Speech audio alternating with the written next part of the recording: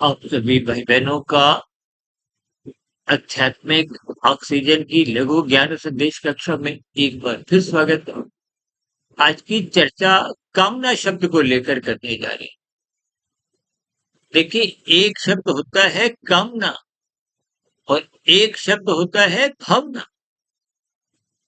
संसार से आप और हम कामना के कारण जुड़े।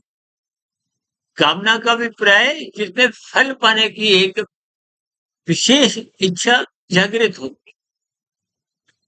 संसार में जितने भी कर्म होते हैं वो सकाम भाव से होते हैं, माया के सुखों को पाने के दृष्टिकोण से अहंकार युक्त होते हैं, कर्ता भाव से होते हैं। देखिए, संसार में सभी मनुष्य सुख चाहते हैं, दुख कोई नहीं चाहता।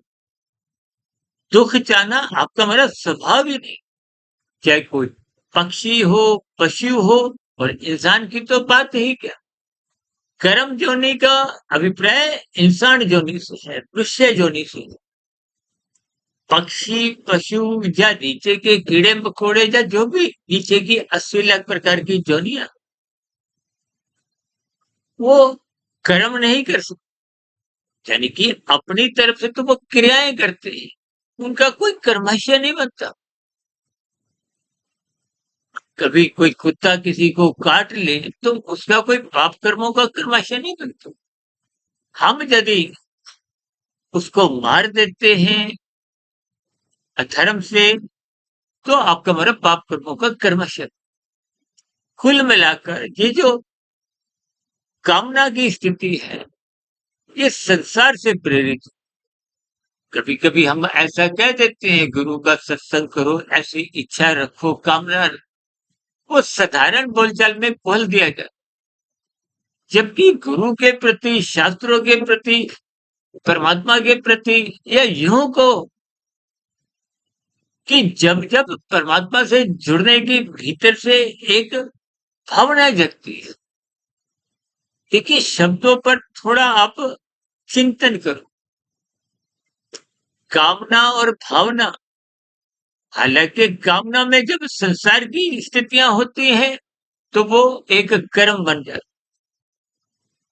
है। यानी कि जब आप शास्त्र सम्मत स्थितियों से जुड़ते हो, शास्त्रों में तो कहा गया है ना, ये करो ये मत करो, करने वाली स्थितियों को विहित कर्म कहा गया। कहते हैं ना, विधि विधान। विधि का मतलब कानून से है, विधान का मतलब एक व्यवस्था से है। अब यातायात के नियमों में भी तो हम बार बार कहते हैं ना कि लाल बत्ती पे रुको, हरी बत्ती पे चलो।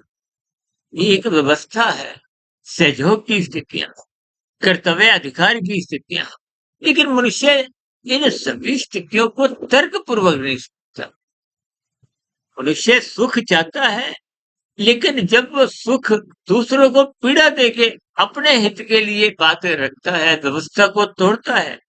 अब देखिए, जो लाल बत्ती पे नहीं रुकता, दूसरे की हरी बत्ती खाता है, तो ये एक पाप है। कानून का उल्लंघन तो यहाँ है। यहाँ की व्यवस्था में कभी कभी आप बच भी जाते हो, लेकिन परमात्मा की व्यवस्था में कर्मफल सिद्धांत की स्थितियों में आप और हम कभी भी बचते नहीं है। इसलिए हम कर्मफल सिद्धांत को गैर जमानती वारंट से एक विशेष स्तर पर पाप कर्मों से जोड़ते हैं। देखिए, हम कभी भी किसी भी स्थिति पर कुछ विचार रखते हैं, उनको तोलिए, उनके पीछे का कारण समझिए। ये कार्य कारण की स्थितियों को आप जितना जितना गहरे तल पे समझोगे, उतने गहरे तल पे आपकी फिर साधना आरंभ होगी। साधना आरंभ होने से पहले आपकी कामनाओं में कमजोरी आना जरूरी है। भावना परमात्मा के प्रति जगना आवश्यक है। भावना में ही आप अध्यात्म की ऊंचाइयां छूती हो। भावना से ही भक्ति शब्द बना। अक्सर हम कहते हैं ना, ये जो कर्म फल सिद्धांत है, कर्म का मतलब सकामता है, उसमें कामना है संसारी इच्छाओं की, पांच भौतिक इच्छाओं की, गंध रस रूप स्पर्श शब्द की। इन स्थितियों को आपको तर्क पूर्वक, यानी कि कामना में संसारी स्थितियां आ जाती हैं, और भावना जुड़ते ही आप शास्त्रों से जुड़ो। या यूं को कि रजोगुण तमोगुण आपको संसार से जोड़, यूं तो देखिए सत्वगुण भी संसार में ही कुछ एक व्यवस्थित स्तर पर जोड़ता है, लेकिन फिर भी सत्वगुण को शास्त्र मुक्तिदायक है, रजोगुण और तमोगुण को बंधनदायक करते हैं। रजोगुण तो देखिए हम एक जीरो की संसारी, ये खाया पिया बराबर, ना पाप कर्मों में ना पुण्य कर्मों में। हालांकि राजसी स्थितियों को पाप कर्मों से नहीं जोड़ा जाता, लेकिन राजसी स्थितियों में जब आप कर्म करते हो और धर्म को सर्वोपरि, धर्म प्रथम स्थान पे रख, तो फिर स्थितियां तो बिगड़ती नहीं। इसलिए शास्त्र कहते हैं सत्संग करते रहो, ब्रह्म मुहूर्त में उठो, शास्त्रों को स्वाध्याय करो, गुरु के प्रवचनों को सुनो।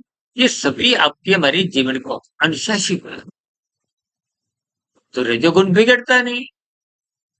लेकिन रजोगुण जब जब धर्म को कमजोर कर देता है, यानी कि कामना को जब आगे कर देता है, परमात्मा को, धर्म को, गुरु को, शास्त्र को पीछे कर देता है, तो फिर स्थितियां तमोगुण की ओर जाती।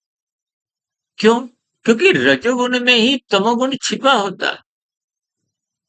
जैसे ही मौका देखता है कि अब सत्वगुण नहीं है, कोई सुरक्षा कवच नहीं है, तो वो तमोगुण ही आपको हमें अपनी ओर घसीटता है। यानी कि आप कामना में इतने अंधे हो जाते हो, इतने गहरे तल पे उतर जाते हो कि फिर आपको अपने धर्म, दायित्व, कर्तव्य इनका बोध नहीं रहता और पाप कर्म हो जाता है। यानी कि अपने सुख के लिए, पारिवारिक सुख के लिए जब आप अन्य मनुष्यों को घृणा देते, अन्य पक्षियों को, आजकल तो देखिए मांसाहार भोजन का प्रचलन बढ़ता जा रहा है। इसका अभिप्राय क्या है कि आप अन्य प्राणियों की हत्या करके उनको पीड़ा देते। इसलिए मेरी आप सभी भाई बहनों से विनती है कि भावना को सदा ही सर्वोपरि महत्व दें। भावना ही आपको परमात्मा से जोड़ती है, गुरु से जोड़ती है, ब्रह्म मुहूर्त में उठने को प्रेरित करती है, प्रोत्साहित करती है, उत्साहित करती है। ये सभी कामना की स्थितियां ही साधना आरंभ करती है। कर्म योग, देखिए कर्म फल और कर्म योग दोनों में अंतर क्या है? फल संसारी स्थितियां माया की है, योग का अभिप्राय आत्मा और परमात्मा की एक समुखता से है। आनंद स्वरूप सत्ता केवल परमात्मा है, आत्मा ज्ञान स्वरूप है। जब आप आत्मस्थित हो जाते हो तो परमात्मा की आनंद की झलकें महसने लगते हैं, मांगना नहीं पड़ता। तो ये जो मायातीत की स्थिति है, जब कारण शरीर पूर्ण रूप से शुद्ध हो जाता है, तो शरीर की मृत्यु तो सबकी ही होती, तो फिर कारण नहीं होता अगली जोनी में जाने, ये जन्म मरण की बाध्यता का। तो फिर ऐसी स्थिति में आध्यात्मिक शरीर की प्राप्ति हो, आप लंबे काल के लिए परमात्मा के आनंदमय जीवन बिताते हो। इसलिए भावना से जुड़िए। कामना केवल स्थूल शरीर तक एक मर्यादित स्तर तक ही रखें, सात्विक स्थिति तक ही रखें। चर्चा विशेष को यही विराम देते हैं, फिर मिलते हैं एक नई चर्चा के साथ। तब तक आप अपने आध्यात्मिक मित्र सुधीर भाटिया फकीर को इजाजत दें। वीडियो विशेष को ध्यान से, गंभीरता से सुनने के लिए आप सभी भाई बहनों को बहुत बहुत धन्यवाद। मेरी कही गई कोई बात आपको बुरी लगी हो तो उसके लिए मैं क्षमा चाहता। आपके मन में कोई प्रश्न उठ रहा हो, कोई सुझाव हो, कोई आपत्ति हो, शिकायत हो, इन सभी स्थितियों को भी नीचे दी गई कमेंट्स बॉक्स से कहिए। चर्चा विशेष को सुनने के लिए आप सभी भाई बहनों को बहुत बहुत धन्यवाद। और दूसरी बात, हमने कुछ दिनों से देखिए शॉर्ट्स के जरिए भी कुछ लोगों ज्ञान संदेश प्रस्तुत करना शुरू किया, क्योंकि लोगों का बहुत ही एक स्थितियां जोर दे रही थी, या यूं को कि वर्तमान समय की कुछ मांग थी, तो हमने उन स्थितियों पे भी कुछ लघु संदेश प्रस्तुत करना शुरू किए हैं। आप उन शॉर्ट्स के ज़रिए भी परमात्मा से जुड़िए, अपने जीवन को व्यवस्थित। नमस्ते।